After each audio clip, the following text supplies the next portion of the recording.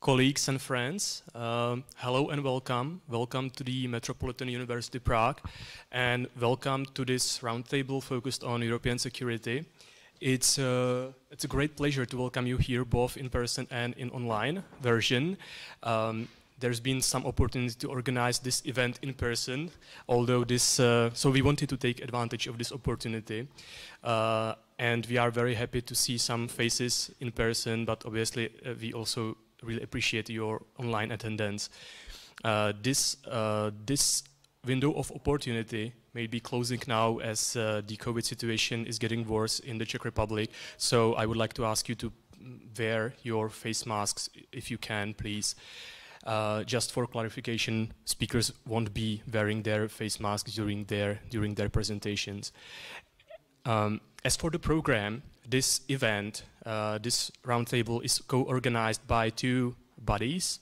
It's co-organized by the Center for Security Studies, which is based here at the Metropolitan, and it is also co-organized by the Central European Journal of International and Security Studies, a journal which is published by our MUP Prague press.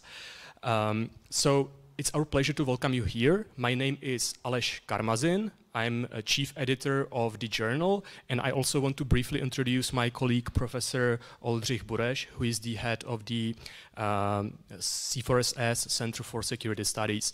And perhaps during our meeting, we'll be using our well-known abbreviations, at least well-known here at the Metropolitan, CEGIS, which is the abbreviation CEJISS for the journal, because it has this very long name, and also C4SS, Center for Security Studies. The program is planned as follows. The majority of our time will be composed of two presentations, presentations of research by our new colleagues here at the Metropolitan. Both presentations will be focused on European security, defense issues, and related issues. They will take about 15 or 20 minutes. So this part will take the majority of time, but after that we still have some agenda, some issues on our agenda, which is related to our journal, which we are presenting today. Actually, the journal celebrates its 15th anniversary, so we wanted to organize this event also as a celebratory event and occasion to show you the journal and to show you some changes which have been happening in the journal quite recently. We will be also announcing the award for the best paper by PhD or postgrad student, which we announced or organized previously as part of this celebration, 15th anniversary celebration. So for the initial information and for the initial introduction, I think that's about it. And I'm very happy to hand over to Olda, who will introduce the following speakers, and he will also, I'm pretty sure, say something, at least a little bit, about C4SS.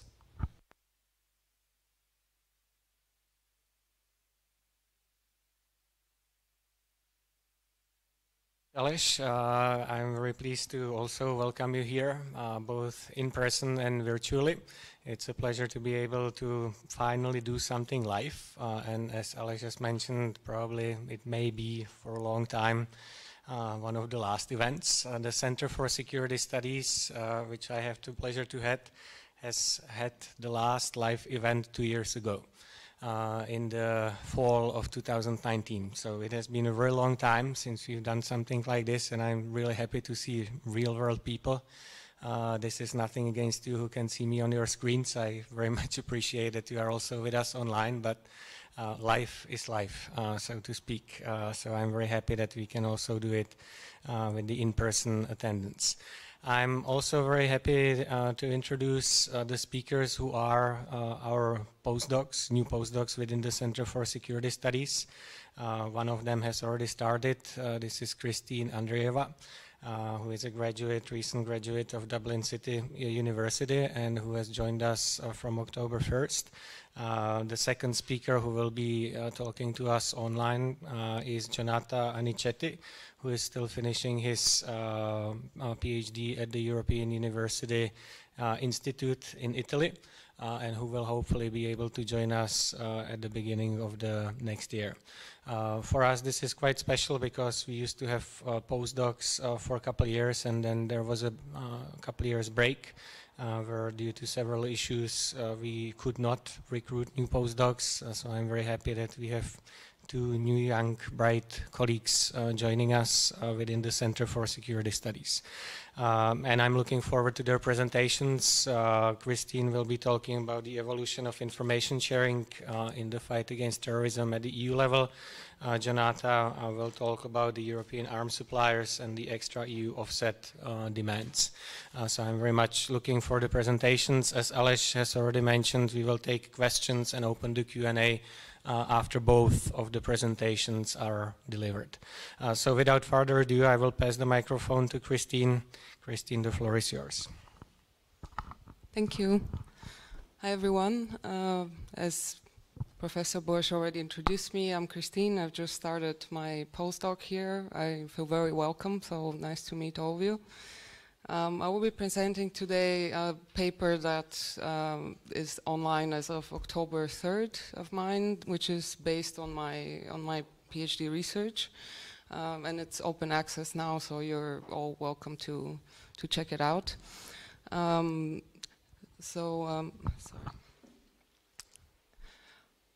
So the research puzzle I dealt with for this, my topic is essentially the evolution of counterterrorism and particularly the information sharing aspect of that, which covers law enforcement, intelligence, information sharing cross-border. So the research puzzle I was dealing with was an increased terrorist activity after 2015 in Europe. And the main question I was asking myself was why EU counterterrorism policy had not integrated further, as it was called an EU counterterrorism policy. And there was, in effect, no such true common policy. There was rather the national approaches sporadically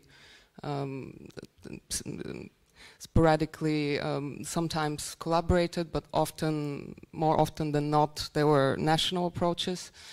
The issue comes very close to national sovereignty, to national security, so normally the member states draw a line for the EU to not cross, because this is their jurisdiction. So until 2015, there was very little scope for the EU to be involved, and when the EU tried to become more involved, member states drew the line of national security, so you cannot get involved in our jurisdiction. As such, the field was practically a hybrid area of European integration. Even though it was considered to be an EU policy, in effect it was not. It functioned as a dysfunctional hybrid at that point. And this became clearer the more the terrorist activity in Europe increased. What I did was mainly an empirical study, a qualitative empirical study, where I collected 40 interviews from EU and national practitioners in EU counterterrorism, EU level and national level policy practitioners, but also on operational level, which was actually my key focus. It's just that those are harder to recruit as interviewees because they deal with secretive topics.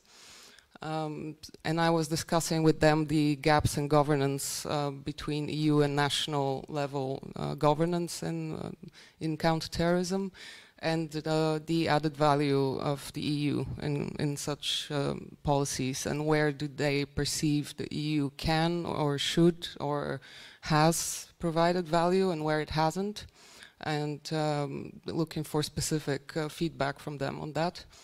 And then I triangulated that, of course, with desk research, because there was a flurry of documents and statements and legislation coming from the EU, so also evaluation reports from various independent sources, so that was quite easy to verify their statements.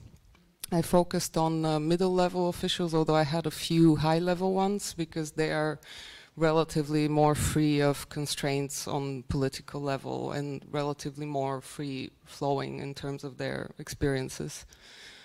For the sake of the paper, I also considered securitization as a factor, and my conclusion on that point was that whereas clearly terrorism is always a securitized topic, this securitization did not originate from the EU. However, the EU did very skillfully take advantage of this high threat and translated it into high political will for legislation and strategic innovations.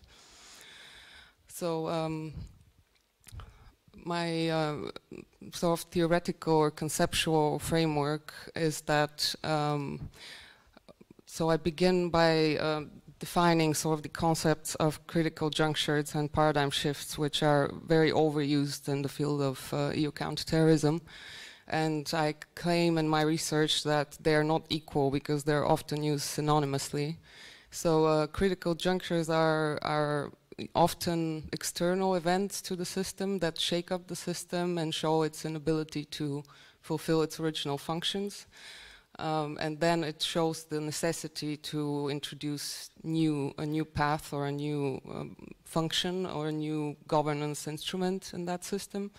And then a list of options is presented, and once one option of governance path is selected, then the system moves on to a new path until the next critical juncture. But the critical juncture does not necessarily lead to a paradigm shift, which I define as the combination of the definition of the system's functionality, which is often set by the constitutive agents, which in this case are the EU member states, national authorities, and the practices of the practitioners, which in this case are quite key, because as we've seen in previous events in EU counterterrorism development, there were times where EU policymakers were on board for involving the EU more in common policy.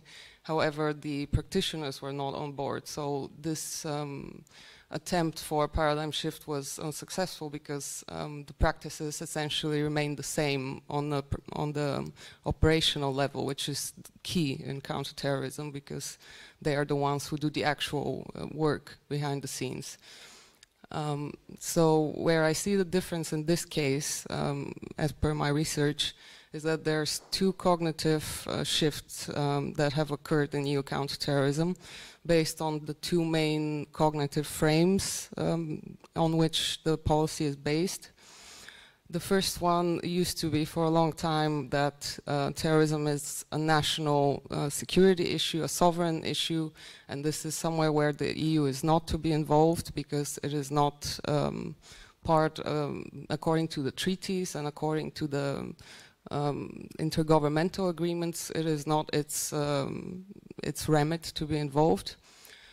And it shifted via the critical juncture of the Paris-Brussels attacks, which are the main event I analyze, to the narrative that terrorism is now a cross-border issue, and the threat is very much shared and it's symmetrical across member states, so it's quite similarly experienced whether a country has a lot of foreign diasporas or not, whether a country is a specific geographic position or not.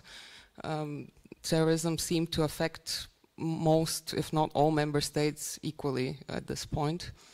And the other frame is that the EU has no role to play in counterterrorism, which over time has shifted to there is potentially an added value of the EU's role in counterterrorism. And this was something that was perhaps the key difference from my perspective, because this was the key integration break until 2015, and it was used as a legitimation from national authorities to not progress further with EU integration on counterterrorism, because it was simply perceived that member states could handle any counter-terrorist activities on national or need be bilateral level. They had their own networks of communication and information exchange, and they just simply considered that the EU will only duplicate their efforts, or if anything creates more administrative burden for them in terms of sharing.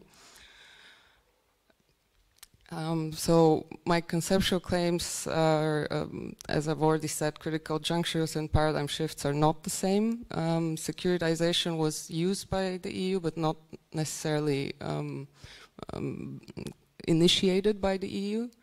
The juncture of the Paris-Brussels attacks of 2015-16 was a necessary one for this shift to occur, because the threat was already high before, only it wasn't perceived as common and as shared and as real as it was.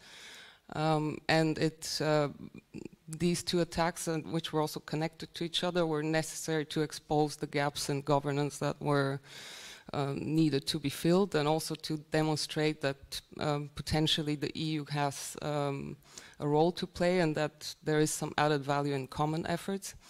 So the two frames that I discussed before, I translated them into the two perceptions that changed in this time in EU counterterrorism, which shifted, in my view, the paradigm of EU counterterrorism.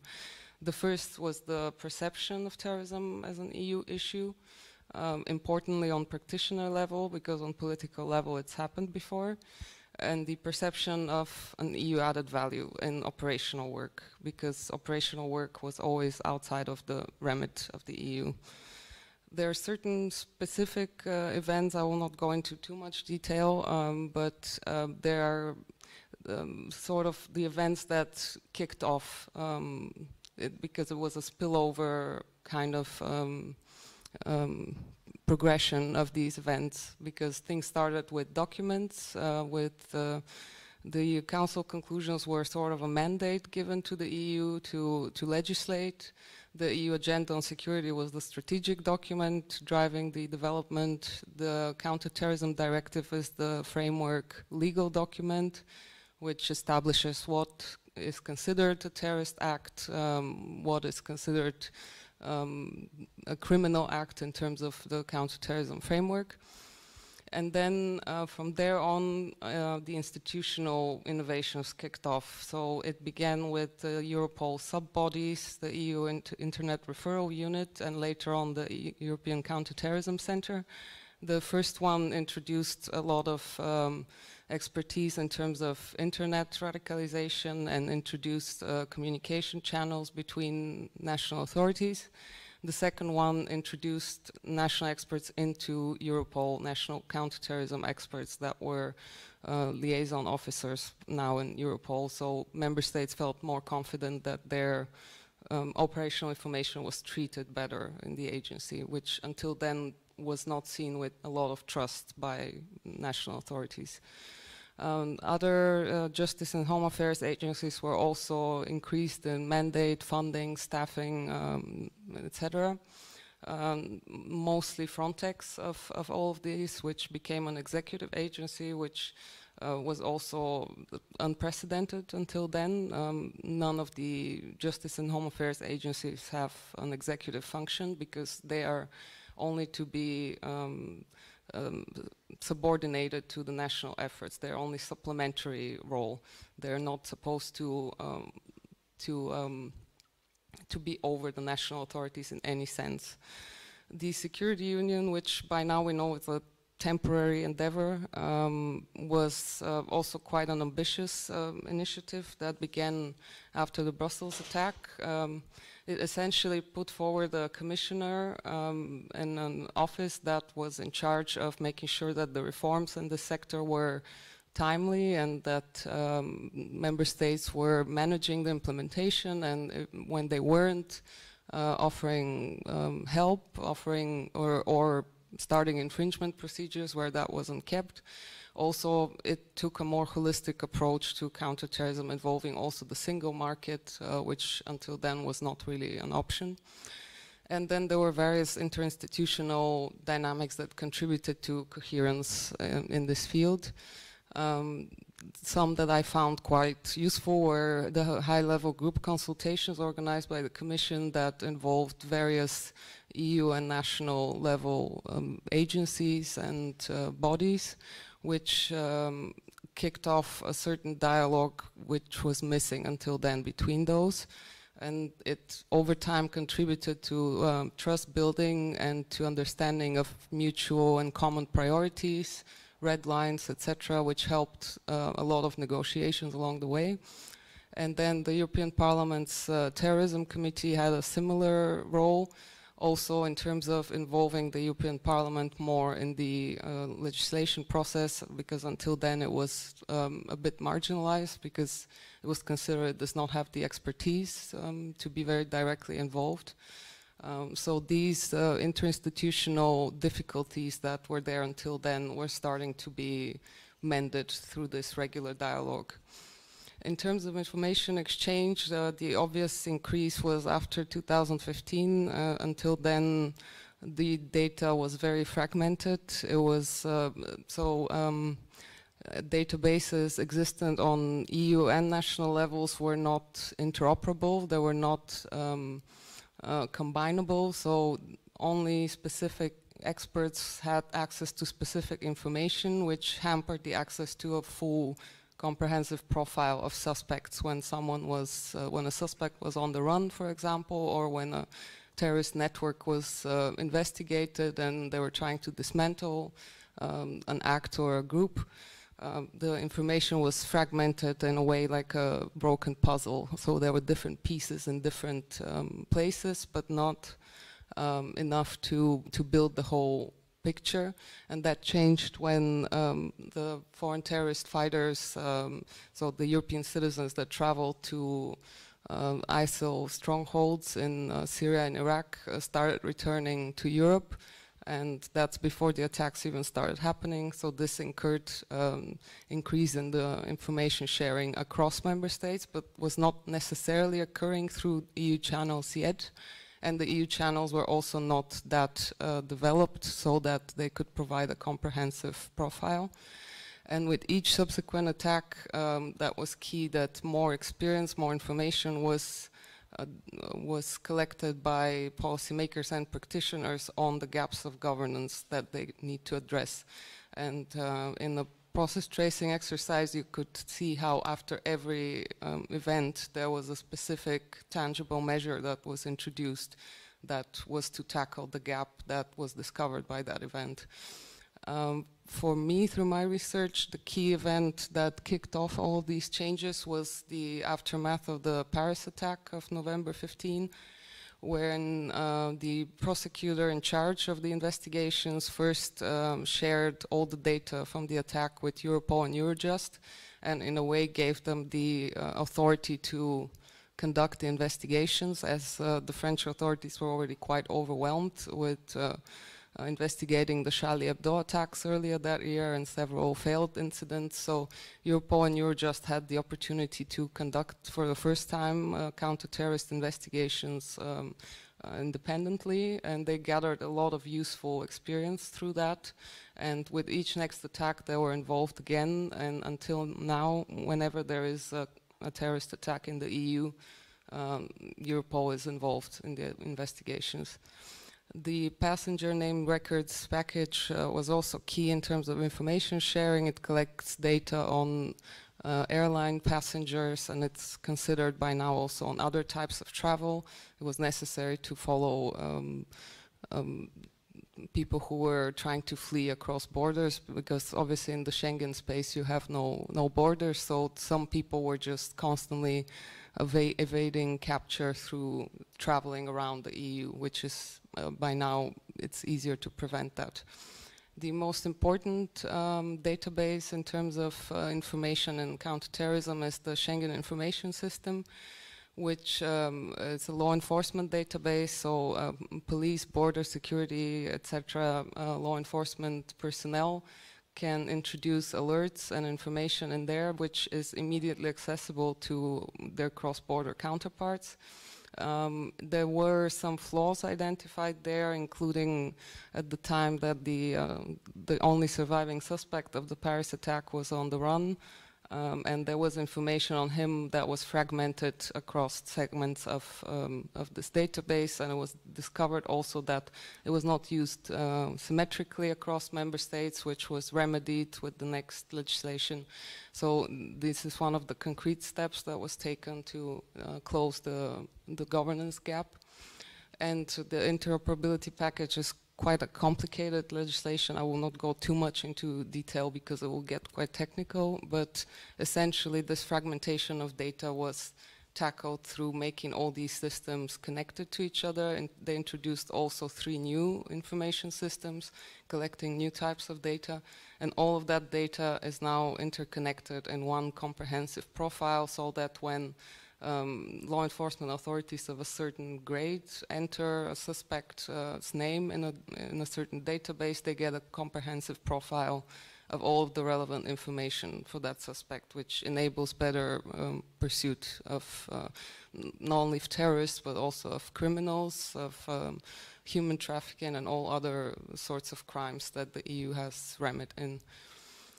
The counterterrorism group is the main intelligence body of European countries. It is not an EU body, as member states have said that they are not interested in doing that through the EU. However, this body, which was very informal until now, since 2016 is quite formalized. It has its own database, it has a structured cooperation and structured presence at meetings, permanent representatives, and it connects also to some extent with Europol, although that's something that is not developed quite as well as it should have, but it's something that is being worked on.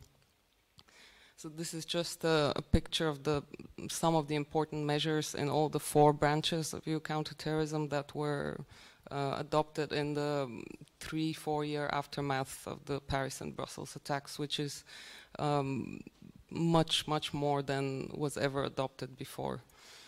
I will not go through each one in detail, just to show you the picture of the amount of measures. I will try to wrap up in a moment. The long-term impact, which was, at least as far as my PhD was concerned, the main thing I was interested in, because there have been short-term impact of in EU counterterrorism by previous attacks in the past 20 years. However, what was important for me is whether these attacks will have a long-term effect on the way that counterterrorism is done in general in the EU. And I have found that it has, and it goes by several parameters, in my opinion. The first is the increase of trust that was achieved through this regular communication on various channels across various levels of expertise and hierarchy, across cross-border authorities, between policy and operational professionals, which until then was missing as dialogue. It was a rather broken system of dialogue, as there was some resentment between each of the different sectors because they thought that the other sector does not understand their responsibility. So these regular dialogues, as forced as they were in the beginning, actually contributed to counterparts knowing each other, trusting each other, sharing more with each other, working better together on cross-border cases. And the EU level trainings and meetings certainly helped for this. The other segment where there was notable difficulties, there still are, however there is significant improvement, is the relationship between police and intelligence. As I just mentioned, also this intersectoral competition for investigative leads and for financial resources from the state often lead to this hidden resentment between the 2 sectors, and through the increased pressure, especially there was a lot of pressure on the intelligence sector during all of these attacks, so they were in a way forced to work more together, which enabled them to understand each other better and to know each other's priorities and each other's way of working, also cross-border, because there are significant differences also between the way policing is done in France, the UK and Czech Republic. So these differences, one way to overcome them is to work together and learn about them. And there is a similar divide also between the political and operational level, as politicians often do not know the know-how of counterterrorism work. So there was a bit of a resentment from the operational sector on the political elite not knowing whether the measures proposed were going to be effective or not, or realistic in that sense. For me, one of the key differences is that practitioners now learned about EU channels. They learned about the potential added value from them, and through that they increased their usage of these channels, which was in a way a vicious cycle of feedback and practice, because the more they learned about the usefulness of a channel, the more they were willing to use it. And when the EU considered a reform of that channel, they were able to speak up and give feedback on what needed to be further improved, and the EU mostly took account of these recommendations. And this is what I already just discussed. So to conclude, is it a long-lasting shift? I believe so, because the added value was indeed proven, at least for practitioners. The political elite did, to some extent, believe that already in the past, but the practitioners are now convinced. And national authorities learned to work together better across sector. In terms of interinstitutional cohesion, the EU bodies learned how to approach national authorities and each other for that sake, but there was a divide, for example, between Commission and certain national authorities in terms of how the Commission was addressing them, and the Commission's federalist ambitions that were making the operational staff retreat from approaching the Commission, which now through the intensive work in these number of years has been remedied to some extent. A lot of legislative reforms that I decided to not speak about today, because there are so many that I can make a second presentation just on that. But they are including interoperability and several repressive measures on radicalization, online activity of terrorists, etc. is now made, if not impossible, then at least much more difficult than it used to be. The gaps are definitely filled to a large extent. And again, the practitioners got acquainted with EU tools and with each other, and they acquired a very deep experience on working together on counterterrorism cases. The move from need to know to need to share basis of information sharing is not really an EU achievement, but it was significant in driving this development that we've seen since the attacks. And I conclude that the EU counterterrorism apparatus is still a hybrid. However, it is a much more well-functioning one, and it is much more effective at prevention, which is visible in the last few Europol reports on terrorist activity in the EU. So we see still a similar number of attacks, but a rather much higher number of unsuccessful or small-scale attacks, and almost no organized activity in the EU, which shows that to some extent these are effective for the reform. So, thanks.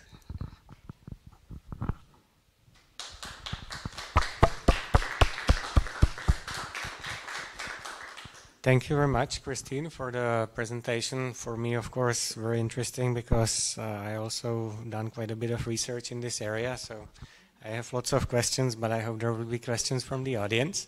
But just to comment very briefly, that I think your presentation shows that the EU in counterterrorism has time on its side. So the longer it does it, the more useful it seems to be. On the more pessimistic note, as one of my own interviewees has argued, in order to do that, we still need a few more bombs to go off. So unfortunately, that's what takes counterterrorism to develop, probably not only within the EU. So on that not so happy note, I will happily turn the floor to Jonata, for the presentation on the European arms suppliers and the extra EU offset demands. So Janata, I hope you can hear us and we'll be able to hear you. The floor is yours. Thank you very much again for the invitation. As you said before, I'm going to defend my thesis in a few weeks, and I really look forward to being with you in next year, starting next year. So, what I'm going to talk today about is, of course, my dissertation, which, as you can see from the title, is about defense offsets. And today I will focus particularly on the impact of this phenomenon on European security. In the next 15 minutes, maybe 20, I will, just to give you a brief overview, I'm going to, first of all, provide you with a working definition of defense offsets. And then I'm going to take you briefly through the origin and evolution of this phenomenon and tell you what's new, what happened most recently in the last 20 decades or so that marks a significant departure from the past. And why this recent trend, recent developments in defense offsets matters for European security in particular, but also for international security in general. So, defense offsets are quite simple, are not very well known, but they are not difficult to understand. The logic is very simple. And here I provide you with a definition that most scholars would agree on. At their core, defense offsets are compensation to states for buying foreign weapons. So basically, when states purchase advanced weapon systems, they usually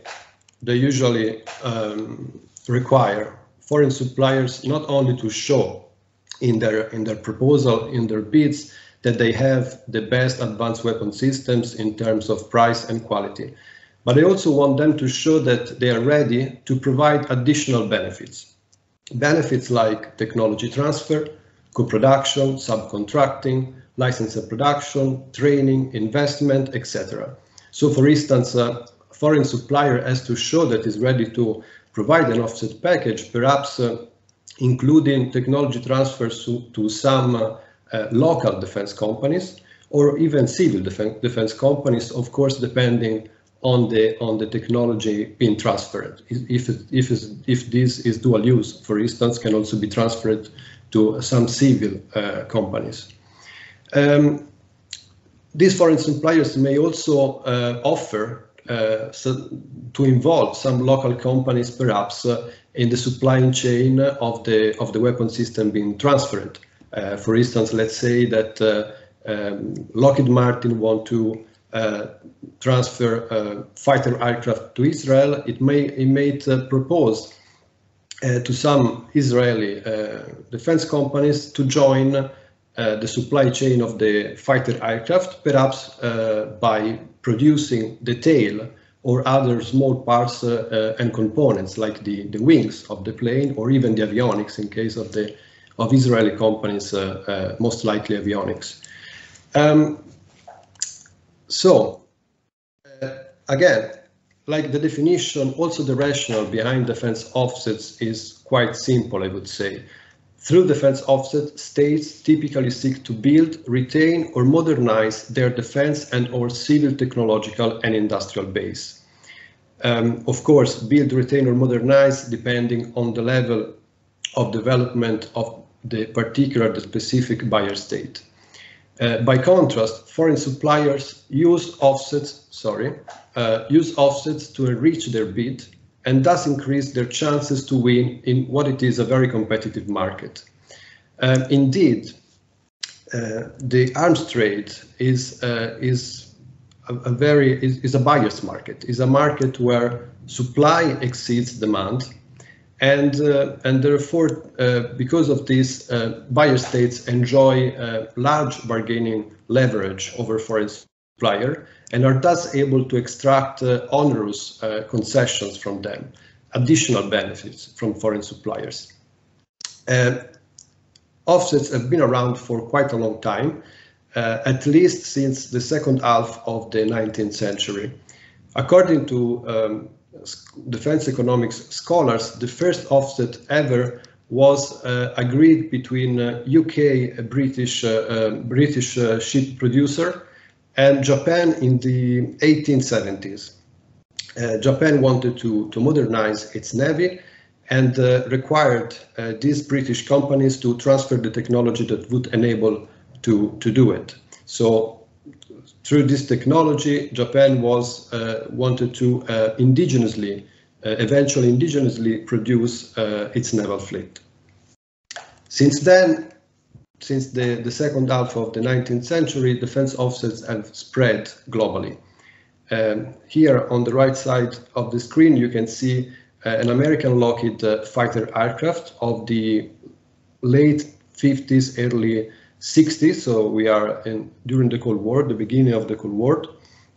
And you can see that, and basically this was an airplane, the F-104 Starfighter, that was massively produced by Lockheed Martin during that time, but that was also massively produced by NATO allies a bit later on through defense offsets, and more specifically through licensed production. And now, speaking of today, defense offsets represent something about half of the global arms trade. So this is not a marginal phenomenon, it's a very big one, which moves something like dozens or even hundreds of billions of dollars every year. That being said, offsets are not known to lead to capability development per se. Defense offsets, there are only few cases in which it can be proven that defense offsets have helped the country receiving it to actually climb up the ladder of arms production capabilities. And this is so for a number of reasons. Most importantly, because until now, defense offsets have been one-off agreements that basically hand with the delivery of the last platform batch. So basically, the commitments by the foreign supplier are limited to the time when is actually transferring the weapons. As soon as it's finished that, its commitments expire as well. So this is often a time that is insufficient for these countries to actually absorb this technology and to make the most out of it. And also the technology as transferred through defense offsets has typically been low-hand technology, so not very good in quality. And this is also, of course, has meant that not many countries have been able to actually benefit from this compensation. However, offsets are changing. So in recent literature by defense economics scholars have shown that in the last 20 years or so, there would be offsets have been shifting towards from one-off offsets to strategic alliances. So from one-off agreements, they would be shifting towards partnership between the foreign supplier and the local defense companies that are meant to go beyond the lifespan of the contract. So they are meant to last way longer. And they also involve high-end technology transfer, like, for instance, joint development of the next generation weapon systems. Unfortunately, these same scholars do not explain why we are observing this change, this new trend. And this is not surprising, actually, because this literature is very much policy-oriented, is not very much concerned with making theoretical arguments. And so this is fortunate for me, because this is where I step in with my research. Indeed, in my research, by drawing extensively from bargaining theories of arms collaboration and by performing mixed methods analysis on 29 fighter aircraft transfers from 1999 to 2019, I show, sorry, something popped up on the right side. Okay, I show that export-reliant bidders are increasingly willing to enter suboptimal strategic alliances. That is, they are increasingly willing to trade high-end and long-term technology transfer with market access. So, when we talk about export-reliant bidders, we are mostly talking about European defense companies. American defense companies, for instance, rely for most of their revenues on the domestic market. Chinese defense companies also are very close in terms of economies of scale to the US. Russia is in a different league, but still is not in the same situation of European defense companies. European defense companies rely for their revenues for something like 70% on export. And so for them it's very critical to sell abroad if they want to stay alive, to keep being in the market, because as you know, the defense industry is very is very capital and technology intensive business, and so require big economies of scale if you want to have the financial resources to invest in necessary research and development, and so, as I said before, stay in the business. So here I think this case study, which is one of my 5 in-depth case studies, is quite illustrative of this dynamic. As you can see here, in 2015, Brazil procured 36 fighter aircraft from Sweden's Saab, and in exchange for that procurement, Saab agreed to invest something like 175% of the original price back into Brazil, also in the form of co-development of the Gripen NG by Saab and Brazil's national champion Embraer. And up until now, as of today, Saab has transferred technology which relates to the airframe, and also quite importantly, technology that relates to software development and integration, which is quite sensitive technology. I would say perhaps the most sensitive technology of a fighter aircraft. And of course, these findings have, I would say, quite big political and theoretical implications. In my dissertation, I list, of course, all of them, and these are implications for scholarly debates on both international security and international political economy. Now, given the focus of this event, I decided to focus only on implications that are relevant for international security debates, and I actually would like to highlight 2 of them, which I think are perhaps the most important ones.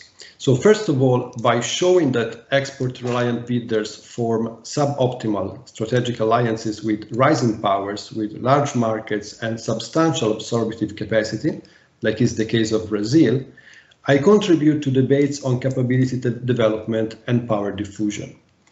And also by showing that the globalization of defense is driven by state executives rather than corporate actors, as had been previously argued,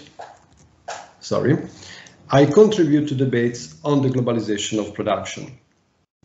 So perhaps I went faster than I expected, but this would be all. So I thank you very much. And if you have questions, comments, you would like me to go back to some of the slides, very happy to hear them. Thank you very much.